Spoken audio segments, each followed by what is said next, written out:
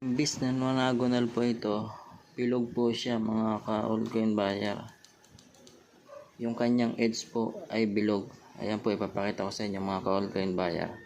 Ayan po, iikot po natin mga ka-altcoin buyer. Ayan po, focus po natin at ikot po natin ang dahan-dahan. Ayan po, pagmasdan nyo lamang pong mabuti mga ka-altcoin buyer para meron po kayong idea kung sakaling meron po kayo o makakita kayo ng ganitong klaseng barya. Siyempre po, ayan po, bibilhin po natin yan sa naaayon na presyo mga ka-altcoin buyer. So ayan po, alam ko po na mahirap po makahanap ng ganitong klaseng barya dahil nga po marami po ang pag-imprinta ng mga ganitong barya.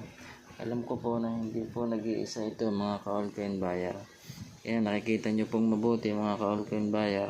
Monogonal po ang kanyang pagkakaprint pero plain